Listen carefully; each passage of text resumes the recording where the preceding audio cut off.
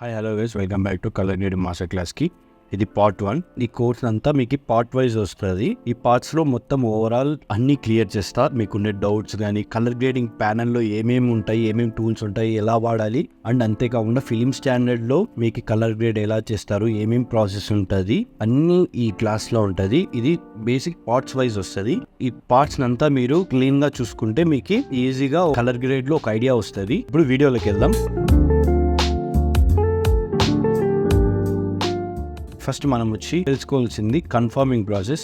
ఈ confirming process ఏంటంటే మనకి ఎడిటింగ్ కి డిఐ అంటే కలర్ గ్రేడింగ్ అంటారు బేసిక్ గా. దాన్ని ఇంకోలాగా డిఐ కూడా అంటారు. ఎడిటింగ్ కి డిఐ కి మధ్యలో ఒక ప్రాసెస్ ఉంటది, దాన్ని కన్ఫర్మింగ్ అంటారు. కన్ఫర్మింగ్ ఏంటంటే ఇప్పుడు అందరు ఎడిటర్స్ ఒకే సాఫ్ట్వేర్ లో ఎడిట్ చేయరు. ఒకరు ఫైనల్ కట్ ప్రో లో ఎడిట్ చేస్తారు, ఒకరు ప్రీమియర్ లో ఎడిట్ చేస్తారు, ఇంకోరు యావిడ్ లో కూడా ఎడిట్ చేస్తారు. లైక్ ఏ సాఫ్ట్వేర్ లో అయినా ఎడిట్ చేసింది మనం దేనిలో కలర్ చేసుకుంటాము దానిలో తెచ్చుకోవాలంటే ఒక ప్రాసెస్ ఉంటుంది. దాన్ని కన్ఫర్మింగ్ ప్రాసెస్ అంటారు. మనం కలర్ చేసే ప్యానల్ వచ్చి మనం డారెన్సీ. దీనిలో పెద్ద పని అంటే ఏం లేదు, జస్ట్ కొంచెం చిన్న చిన్న ట్రిక్స్ ఉంటాయి. ఆ ట్రిక్స్ యూజ్ చేసుకొని మనం తెచ్చుకోవాలి అంతే. ఇది నా ప్రాజెక్ట్. ఇది యాక్చువల్గా ఇది one of the short film. ఇది ఒకటి. దీనిలో మనము చేయాల్సింది ఏంటంటే ఫస్ట్ మనకి ఇక్కడ టాప్లో లేయర్స్ ఉంటాయి కదండి, టెక్స్ట్ కానీ లైక్ ఏమైనా స్కోప్స్ వేయడానికి ఏమైనా లేయర్స్ వేసింటారు కదా, ఆ లేయర్ని మనం ఫస్ట్ రిమూవ్ చేసేయాలి. నేను ఇక్కడ స్కోప్స్ ఒకటి వేసాను కాబట్టి స్కోప్స్ని ఫస్ట్ రిమూవ్ చేస్తున్నాం. ఇది డెలీట్ కొట్టేసాను. లైక్ ఎందుకంటే మనకి ఇవన్నీ ఒక్కొక్క సాఫ్ట్వేర్లో ఒక్కొక్కలాగా ఇస్తాడు కాబట్టి మనకి క్లిప్స్ అనేది సేమ్గా వస్తుంది. మనకి టెక్స్ట్లు కానీ ఈ పైన అడ్జస్ట్మెంట్ లేయర్లు కానీ దానిలో రావు. అందుకు మనం ఇక్కడ రిమూవ్ చేసేయాలి అడ్జస్ట్మెంట్ లేయర్లు కానీ ఏవైనా ఉంటే. రిమూవ్ చేసిన తర్వాత మనము ఇన్ అండ్ అవుట్ ఏమైనా ఉంటే తీసేసి ఇంకా క్లిప్స్లో లాస్ట్లో ఏమైనా ఉంటే ఒకసారి చెక్ చేసుకొని నీట్గా ఏవైనా ఉన్నాయా క్లిప్స్, ఎక్స్ట్రా క్లిప్స్ ఏవైనా పక్కన. అండ్ నెక్స్ట్ మనం చేయాల్సింది ఫైల్స్లోకి వెళ్ళి ఎక్స్పోర్ట్లోకి వెళ్తే ఇక్కడ ఫైనల్ కట్ ప్రో XML అని ఉంటుంది. ఒక్కొక్క దానిలో ఒక్కొక్కలాగా ఇస్తారు, కానీ XML అనే పేరు ఉంటుంది. ఒక్కొక్క వాటిలో ఒక్కొక్కలాగా ఉంటుంది. ప్రీమియర్ ప్రోలో అయితే ఫైనల్ కట్ ప్రో XML అని ఉంటుంది. ఫైనల్ కట్ ప్రో XML ఒకటి ఇచ్చుకొని దాన్ని మనం లొకేషన్ పాత్ ఒకటి ఇచ్చేసుకుంటాం. దానికి మనకు ఒక ఐడియా ఉండేలాగా నేను ఇక్కడ ఒక ఫోల్డర్ క్రియేట్ చేసుకుంటా ఫర్ డిఐ అని.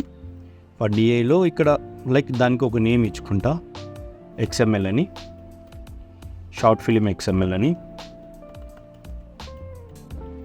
షార్ట్ ఫిలిం అని XML ఇచ్చినాక డైరెక్ట్ మీకు ఇట్లా ఎర్రర్ మార్క్ వస్తుంది. దీంతో మీరు భయపడాల్సిన అవసరం లేదు, మనకి పెద్ద ఇంపార్టెంట్ కాదు కాబట్టి జస్ట్ ఓకే కొట్టేసి మనం ఒక రెఫరెన్స్ క్లిప్ పెట్టుకుందాం.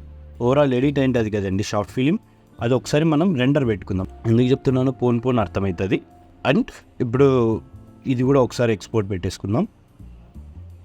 వీడియో జస్ట్ మనకి లో బీట్ రేట్ చాలండి.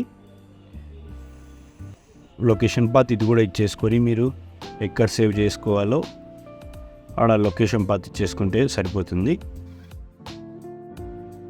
దీనికి ఒక రెఫరెన్స్ అని ఒక ఫోల్డర్ క్రియేట్ చేసుకొని దానిలోకి వేసుకొని, లేదంటే లైక్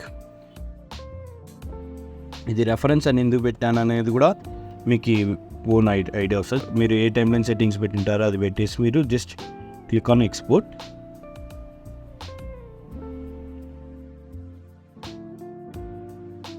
నెక్స్ట్ డైమెన్స్ ఓపెన్ చేసుకున్నాక అండ్ ఫస్ట్ ఎడిట్ పేజ్లోకి వెళ్తే ఇక్కడ రైట్ క్లిక్ ఇచ్చి రెండు ఫోల్డర్స్ క్రియేట్ చేసుకుందాం. ఫస్ట్ ఒకటి XML అని, ఒకటి రెఫరెన్స్ అని. ఫస్ట్ రెఫరెన్స్లో మనము రైట్ క్లిక్ ఇచ్చి ఎక్స్పోర్ట్ ఇక్కడ పెట్టుకున్నాము XML, ఇక్కడ ఇంపోర్ట్ చేయాలి. రెఫరెన్స్ లైక్ XML, ఈ XML షార్ట్ ఫిలిం XML అనేది ఇంపోర్ట్ చేసుకుంటున్నాను నేను. ఇంపోర్ట్ చేసిన వెంటనే మనకి ఇక్కడ టైమ్ లైన్ సెట్టింగ్స్ అడుగుతుంది.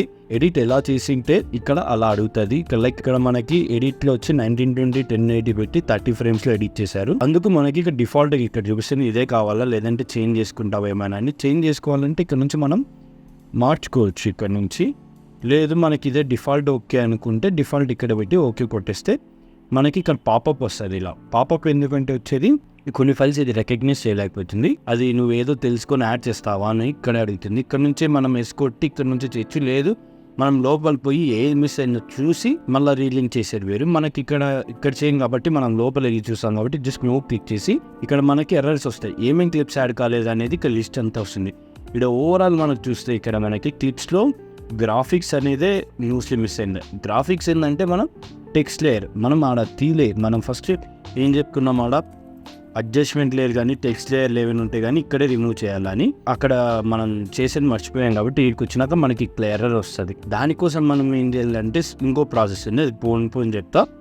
ఫస్ట్ ఇక్కడ మనకి యాడ్ కాలంటివి ఇవే కాబట్టి మనం ఓవరాల్ క్లోజ్ కొట్టేసి ఇవి ఇక్కడ రెడ్ మార్క్స్ ఏవేవి ఉన్నాయో అవన్నీ అవే ఎర్రర్స్. మనం ఇప్పుడు ఇవన్నీ కూర్చొని డిలీట్ చేసేద్దాం. ఇప్పుడు మనకి ఏం ఎర్రర్స్ లేవు, టైం లైన్లో ఇక్కడ మనకి రెడ్ మార్క్ అనేది లేదు. అంటే మనకి ఇది ఓవరాల్ టైం లైన్ ఓకే. ఇప్పుడు మనం ఇంపోర్ట్ చేసుకున్నాం, ఎడిట్ చేసిన టైం లైన్ ఇప్పుడు డావెన్స్లోకి ఇంపోర్ట్ చేసుకున్నాం. ఇంపోర్ట్ చేసుకున్న వెంటనే మనకి ఓవరాల్ అయిపోయిందని కాదు, దీనిలో ఇంకా 2-3 స్టెప్స్ ఉన్నాయి చేసేటివి. దానికోసం మనం ఏం చేయాలంటే ఇక్కడ రెఫరెన్స్ అండ్ ఫోల్డర్ క్రియేట్ చేసాం కదా, ఇది ఇక్కడ మనం ఫస్ట్ ట్యాబ్లోకి వెళ్ళాలి. ఈ ట్యాబ్లోకి వెళ్తే మనకి అండ్ నెక్స్ట్ మనం ఆ రెఫరెన్స్ క్లిప్ అనేది యాడ్ చేద్దాం.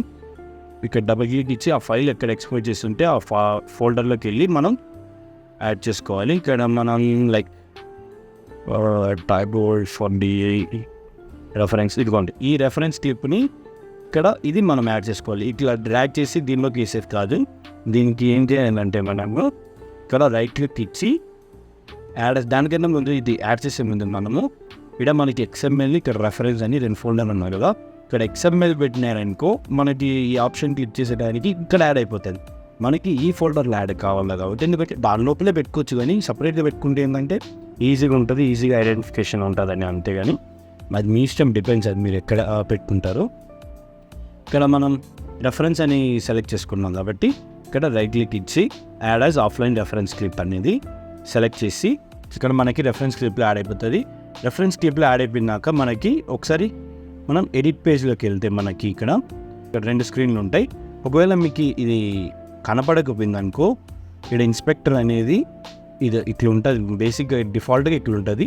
దీని ఇన్స్పెక్టర్ అనేది ఆఫ్ చేసుకున్నారనుకో ఇట్లా చూపిస్తుంది. అంతకీ లేదు అంటే ఇట్లా క్లిక్ చేస్తే ఇది సింగిల్ స్క్రీన్ వస్తుంది. ఇంకోసారి క్లిక్ చేస్తే డ్యూయల్ స్క్రీన్ అనేది స్ప్లిట్ స్క్రీన్స్ వస్తాయి. ఈ స్ప్లిట్ స్క్రీన్స్లో మనకి ఇట్లా కూడా యాడ్ చేసుకోవచ్చు. అండ్ నెక్స్ట్ ఈ స్ప్లిట్ స్క్రీన్స్ యాడ్ చేసుకున్న తర్వాత మనకి ఇక్కడ మనం ఇప్పుడు ఈ టైం లైన్ మన సీక్వెన్స్ క్రియేట్ చేసి ఉంటాం కదండి ఎడిట్ చేసేటప్పుడు, ఆ సీక్వెన్స్ ఫైల్ని మనం ఎతకాలి. ఇప్పుడు ఎతకాలంటే మనకి ఓవరాల్ ఇక్కడ మనకి క్లిప్స్ అన్నీ చాలా యాడ్ ఉంటాయి. ఈ క్లిప్స్లో మనకి ఏదని తెలియదు. దానికోసం మనం ఏం చేస్తామంటే ఇక్కడ మనకి టైం లైన్ సీక్వెన్స్ మీరు ఏం పేరు పెట్టింటారో ఇట్లా వస్తుంది. అంతకీ రాకపోయింది అనుకో ఈ ఆప్షన్ మామూలు ఆఫ్లో ఉంటుంది, లైక్ నార్మల్ ఇట్లా ఆఫ్లో ఉంటుంది. దానికోసం మీరు ఇక్కడ ఈ ఆప్షన్ క్లిక్ చేసి ఇక్కడ టైం లైన్ వి ఆప్షన్లో ఇది ఫస్ట్ ఆప్షన్ క్లిక్ చేస్తే మీకు ఇట్లా వస్తుంది, టైం లైన్ సీక్వెన్స్ నేమ్ వస్తుంది. ఇప్పుడు మీరు దీన్ని రైట్ క్లిక్ ఇచ్చి ఫైండ్ ఇన్ మీడియా పూల్ కొట్టేసినారనుకో ఆ టైం లైన్ సీక్వెన్స్ వస్తుంది మనకి. ఇది టైం లైన్ సీక్వెన్స్. దీన్ని మనం ఏం చేయాలంటే ఇక్కడ రైట్ క్లిక్ ఇచ్చి టైం లైన్లోకి వెళ్ళి లింక్ ఆఫ్లైన్ రెఫరెన్స్ క్లిప్లో ఇక్కడ రెఫరెన్స్ అని ఉంది. మనం ఎందుకు చూపిస్తుందంటే ఇక్కడ రెఫరెన్స్ అని మనం ఫస్టే మనం make as offline reference clip అని క్లిక్ చేసాం కాబట్టి ఇక్కడ చూపిస్తుంది. ఒకవేళ మనం యాడ్ చేయకపోయినాం అనుకో ఇక్కడ మనకి ఈ ఆప్షన్ అనేది చూపించదు. ఇప్పుడు మనం ఇది రెఫరెన్స్ కింద కన్వర్ట్ చేసేసిన క్లిక్ చేసి ఇప్పుడు మనకి ఏం రావట్లేదు ఈ స్క్రీన్లో. మనకి దీనికోసం ఏం చేయాలంటే ఇక్కడ యారో మార్క్ని క్లిక్ చేసి ఇక్కడ ఆఫ్లైన్ ఆప్షన్ ఉంటుంది, దీన్ని క్లిక్ చేస్తే మనకి ఇక్కడ ఆటోమేటిక్గా వస్తుంది. రెఫరెన్స్ క్లిప్ బేసిక్గా ఎందుకు పెట్టుకున్నాం అంటే మనం ఓవరాల్ కరెక్ట్గా లెంత్తో సహా ఇక్కడ వచ్చిందా లేదంటే ఇట్లా ఒకవేళ చూడండి ఇక్కడ మారుస్తూ ఉంటే ఇక్కడ టైం లైన్లో పక్కన ఈ స్క్రీన్లో కూడా మారుతుంది. ఇప్పుడు మనకి దీనివల్ల ఏం అడ్వాంటేజ్ అంటే ఒకవేళ మనకి ఇక్కడ షార్ట్ కానీ ఏదైనా లైక్ సపోజ్ ఈ షార్ట్ ప్లేస్లో వేరే షార్ట్ వస్తే ఇక్కడ మనకు తెలిసిపోతుంది. ఇక్కడ బేసిక్గా మనకి ఈ షార్ట్ వస్తుంది, ఇక్కడ వేరే షార్ట్ వస్తుంది. ఇది ఆల్మోస్ట్ ఈజీగా కరెక్ట్గా సింక్ అయిపోతుంది. క్లిప్ చేంజ్ చేసుకుంటా పోతే మనకి ఈజీగా అర్థమవుతుంది. చూడండి ఇక్కడ మనకి ఈ స్క్రీన్లో ఏమొస్తుందో ఈ స్క్రీన్లో కూడా అదే వస్తుంది కాబట్టి ఇక్కడ మనకి ఓవరాల్ నీట్గానే ఉంది. ప్రజెంట్కి అయితే క్లిప్ కరెక్ట్గా ఉందా లేదా అని చెక్ చేసుకున్న తర్వాత మనకి ఇంకో ప్రాసెస్ చేయాలి. మనం ఇంకో ప్రాసెస్ ఏం చేయాలంటే ఇక్కడ మనకి క్లిప్ కరెక్ట్గా యాడ్ అయి ఉంటుంది, కానీ క్లిప్లో కూడా చిన్న చిన్న ఫ్రేమ్స్ మిస్ మ్యాచ్ అనేది ఉంటుంది. లైక్ అది ఎట్లా కనుక్కోవాలంటే ఈ టైం లైన్ వ్యూలో రైట్ క్లిక్ ఇచ్చి డిఫరెన్స్ క్లిక్ చేస్తే మనకి ఇట్లా వస్తుంది. ఇక డిఫరెన్స్లో క్లిక్ చేసినాక మనకి ఇట్లా బ్లాక్ కలర్ రావాలి. ప్యూర్ బ్లాక్ వచ్చిందనుకో ఇది ఓకే షాట్ అన్నట్టు. లైక్ ఎందుకంటే ఇక్కడ రెఫరెన్స్ క్లిప్కి ఈ టైం లైన్లో ఎడిట్ చేసింది మెర్జ్ అవుతుంది. మెర్జ్ అయినప్పుడు ఏంటంటే ఓవర్లాప్ అయినప్పుడు మనకి ప్యూర్ బ్లాక్ వచ్చిందనుకో ఓకే అయినట్టు. ఒకవేళ ఇట్లా మనకి ఓపెన్ అయిందనుకో ఇక్కడ చూడండి ఇక్కడ హ్యాండ్స్ కార్డ్ అంతా ఓపెన్ అయింది, ఇక్కడంతా మ్యాచ్ అయింది. బికాస్ దాన్ని ఏమంటారంటే అది ఓపెన్ అయింది కాబట్టి ఇక్కడ మ్యాచ్ కాలేదు షార్ట్ అని. అది మ్యాచ్ ఎట్లా చేసుకుంటారంటే ఇక్కడ ఈ ఆప్షన్ టూల్ని తీసుకొని మనం ఈ టైమ్ లైన్ క్లిప్ దగ్గర తీసుకొని వచ్చి ఇట్లా మాన్యువల్గా ఇట్లా అడ్జస్ట్ చేస్తే లెఫ్ట్ రైట్ కానీ ఇక్కడ ప్యూర్ బ్లాక్ వచ్చింది ఇప్పుడు. అంటే ఇప్పుడు ఇది ఓకే షాట్. అట్లా same process each and every క్లిప్కి చేయాల్సి వస్తుంది. ఇది కూడా చూడండి, ఈ క్లిప్ కూడా కొద్దిగా మ్యాచ్ అవ్వలేదు, లైక్ ఇక్కడంతా ఓపెన్ అయింది. ఓకే, ఇప్పుడు ఓకే అండి. ఇక ప్యూర్ బ్లాక్ వచ్చేంత వరకు మనం కొంచెం అడ్జస్ట్ చేయాల్సి వస్తుంది ఈచ్ అండ్ ఎవరీ క్లిప్కి. ఒక లైట్గా ఒకవేళ మ్యాచ్ కాకపోయినా కొంచెం చేంజెస్ ఉన్నాయి కాదు, ఓవరాల్ చాలా చేంజెస్ వస్తే ఏముంటుందంటే మనకి డబ్బింగ్ చేయించినప్పుడు డబ్బింగ్ లిప్సింగ్ కానీ, ఇక్కడ ఒక డబ్బింగ్ వచ్చినప్పుడు వేరే కొంచెం లిప్ మూమెంట్ చేంజ్ అవ్వడం కానీ ఉంటుంది. దానికోసం ఈ చిన్న చిన్న మైన్యూట్ అడ్జస్ట్మెంట్లు కొన్ని ఉంటాయి, చేసుకోవాలి. ఇప్పుడు ఇది కూడా ఓవరాల్ క్లిప్స్కి మొత్తం ఇప్పుడు ఎడిట్లో మొత్తం ఎన్ని క్లిప్స్ ఉంటాయో అన్ని క్లిప్స్కి చేయాల్సి వస్తుంది.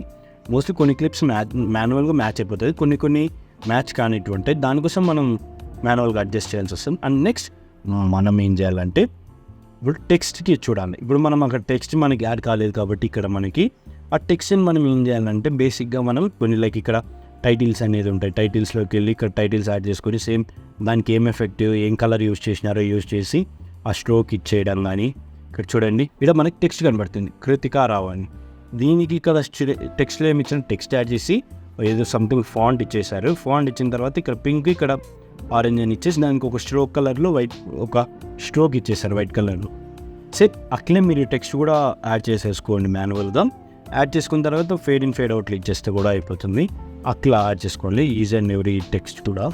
ఇంకో ప్రాసెస్ ఏంటంటే ఆ టెక్స్ట్నే మొత్తం సీక్వెన్స్ ఎడిట్ యానిమేట్ చేసింది ఒక సీక్వెన్స్లో కాపీ చేసుకొని దాన్ని యాజ్ ఏ పిఎన్జీ ఫార్మాట్లో, ఇప్పుడు ఇమేజ్ అనేది పిఎన్జీలో ఎక్కువ ఎక్స్పోర్ట్ పెట్టావో అయితే వీడియోని కూడా పిఎన్జీలో ఎక్స్పోర్ట్ పెట్టచ్చు. ఆ ఫార్మాట్ యూట్యూబ్లో సెర్చ్ చేస్తే దొరుకుతుంది, లేదంటే మీకు లింక్ డిస్క్రిప్షన్లో ఇస్తా, అది కూడా అట్లా ఎక్స్పోర్ట్ పెట్టుకొని డైరెక్ట్ ఇక్కడ ఎడిట్లో తెచ్చి పెట్టేసుకోవచ్చు మీరు కట్ చేసుకొని. ఇది కన్ఫర్మింగ్ ప్రాసెస్. ఇది కలర్ గ్రేడింగ్లో పార్ట్ 1 మాత్రమే. ఇది దీనిలో ఇంకా ఇప్పుడు మనం కలర్లోకి ఇప్పుడు ఎంటర్ అవుతాము. ఇది జస్ట్ బేసిక్గా ఎడిట్ నుంచి మనం కలర్ చేసుకునే మధ్యలో ఒక ప్రాసెస్ అంతే. ఇది నెక్స్ట్ క్లాస్లో మనం కలర్ గురించి తెలుసుకుందాం. కలర్ పేజ్లో మనకి ఏమేమి ఆప్షన్స్ ఉంటాయి, ఎట్లా కలర్ చేయాలి, ఏమేమి టూల్స్ ఉంటాయి, ఎట్లా వాడాలి అనేది నెక్స్ట్ క్లాస్లో చూస్తాం. Until by by.